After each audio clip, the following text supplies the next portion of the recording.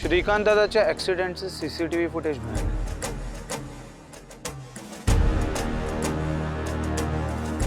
ज्याची भीती होती तेच झालं. आता तुमचे चिरंजीव आणि सुनबाई यांनी पोलीस कंप्लेंट केली म्हटल्यावर गोष्टी पुढे जाणारच नाही का? आता गोष्टी इतक्या पुढे जातील की मला कंट्रोल करणे मुश्किल. आणि लवकरच तुम्ही आणि सिद्धू दोघेही लॉकअप मध्ये जा. वाटेल ते बोलू नका हो. इतके नवच केले त्यानंतर कुठे मी आमदार झालोय. ही पोलीस केस जर मागे लागली ना तर अपोजिशन, पक्षश्रेष्ठी आणि मीडिया मला सोलून काढेल. आणि आमदारपद ते आधी धोक्यात येईल. हा कार्टा माझं तर काय ऐकतच नाहीये. तुम्हीच काहीतरी करा. हे प्रकरण दाबायला ना मी वाटेल तेवढा पैसा उतायला तयार आहे. Straight to the point. चांगले. डोंट वरी, मी मॅनेज करेन सगळं.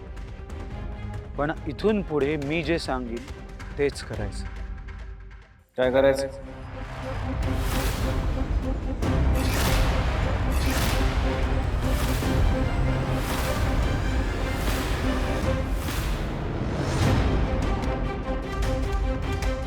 काय सांगणार आहेस तू पप्पांना?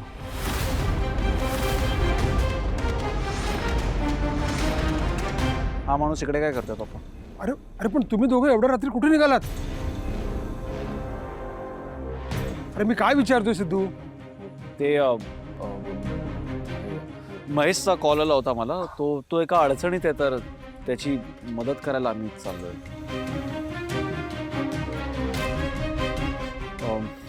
आता तुम्ही पप्पा माझ्या प्रश्नाचं उत्तर द्या. हा माणूस इकडे काय करतोय? सिद्धिराज, मी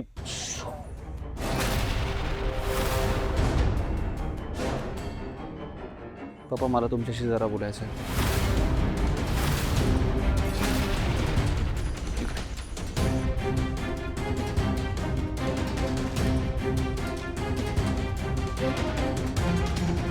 सिद्धू काय प्रकार आहे?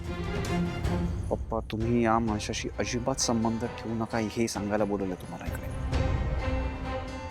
हे बघ सिद्धू, रवीशी माझी जुनी ओळख आहे. मागेच तो एक सोलार प्रोजेक्ट घेऊन माझ्याकडे आला होता. आता मी आमदार झालोय तर ते सोलार प्रोजेक्ट आम्ही पुढे नेतोय. पण काका, अहो तो अजिबात चांगला माणूस नाहीये. हे पोरी, तुम्हाला अक्कल शिकवू नकोस.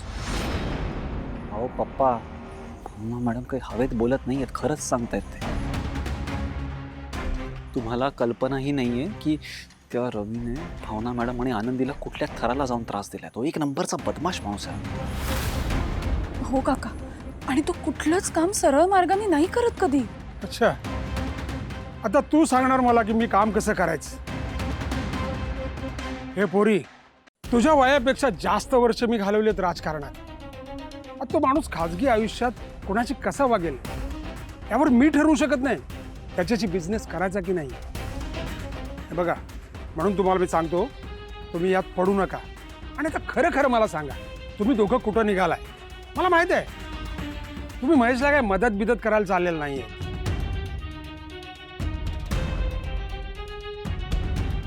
आम्ही म्हणजे महेशचा फोन आला होता तर श्रीकांत इनामदारांच्या ॲक्सिडेंटचं CCTV फुटेज मिळालंय. ते पोलीस स्टेशनला बघायला चाललोय आम्ही. काय बोलतायत हे लोक? संपतराव, पॅनिक मोड मध्ये येऊन पचकू नका की मी तुमच्याशी याच केस संदर्भात बोलायला आलोय. गरज नाही पोलीस स्टेशनला जायची. तुम्हाला सांगितलं ना, रस्त्या फांटात पडू नका म्हणून. पप्पा, तुम्ही कशाला इन्व्हॉल्व होता या सगळ्यामध्ये? या केसचा कसा काय छडा लावायचा ते आम्ही बघतो ना. पण आम्ही तुम्हाला एकच सांगतो, या माणसापासून तुम्ही प्लीज दूर राहा. आम्ही बोलायचं काम केलंय, बाकी सगळी तुमची मर्जी. आम्हाला थांबवण्याचा प्लीज प्रयत्न करू नका. आणि तुम्ही चला मॅडम. सिद्धू, वाट लागली. पोलिसांना पुरावा सापडला. पोलीस स्टेशनला ही दोघं CCTV फुटेज बघायला गेलेत.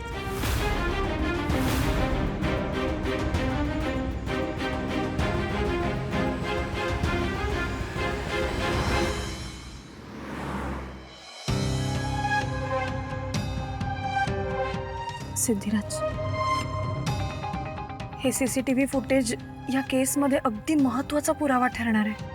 हो अर्थातच मॅडम. त्या ड्रायव्हरचा चेहरा किंवा नुसतं गाडीची नंबर प्लेट जरी आपल्याला स्पष्ट दिसली ना मॅडम, हा एकच पुरावा पुरेसा असेल केस सॉल्व्ह करण्यासाठी.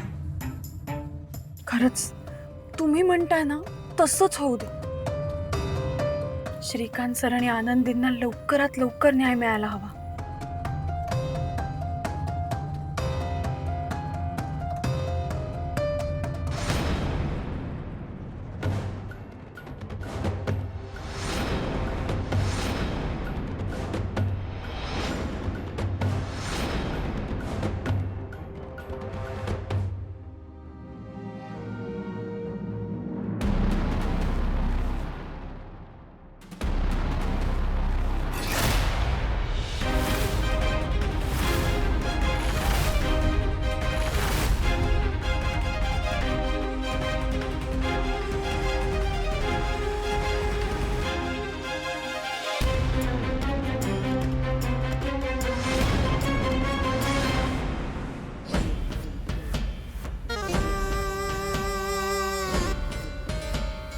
सिद्धू जर पोलीस स्टेशनला पोहोचला आणि त्याने ते फुटेज पाहिले ना तर सगळंच संपलं.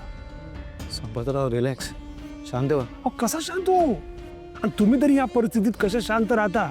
पण भावना आणि सिद्धू पोलीस स्टेशनला जायला निघाले, अजून पोहोचले नाही. आणि आजच्या दिवसात ते पोलीस स्टेशनला पोहोचणार नाही त्याचा बंदोबस्त केलाय मी. म्हणजे नक्की काय केलं तुम्ही?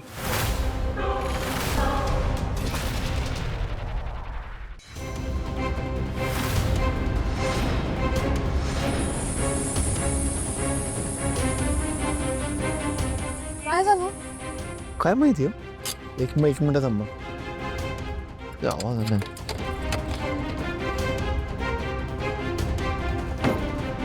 आनंदी, बाळा, आजी कशी आहेस तू? आजी मी छान आहे, पण मला तिथली खूप आठवण येते. मला तिथे यायचंय परत. हो ग राजा, आम्हाला पण तुझी खूप आठवण येते आणि तुला लवकर लवकर घेऊन येणार ना आम्ही तिकडून. पण त्याआधी मला तुला एक गोड बातमी द्यायची आहे. तुझी जानू मावशी आहे ना, तिला छोटं छोटं बाळ होणार आहे. माहितीये का तुला? भावनाईने सांगितलं तुला? हो, पण ते बेबी कधी येणार ते नाही सांगितलं. पण आजी, जेव्हा बेबी येणार ना तेव्हा मी पण येणार हा. हो तर तेव्हा यायचं ना तू. छोट्या बाळाला भेटायला आमचं मोठं बाळ आलंच पाहिजे. पण मला सांग आता, तिकडे अभ्यास करतेस थोडा थोडा आणि खेळ? खूप. आजी, मी स्पोर्ट्स मध्ये पण जाऊ शकते आणि खरा खरा गार्डन मध्ये रनिंग करू शकते. वा वा, किती छान ग. पण मला एक सांग बाळा, तिकडे झोप लागते ना तुला नीट? हो, पण इथे टाइम झाला की लाईट ऑफ करतात, मग झोपावंच लागतं. पण मला इथे कोण गोष्टच नाही सांगत.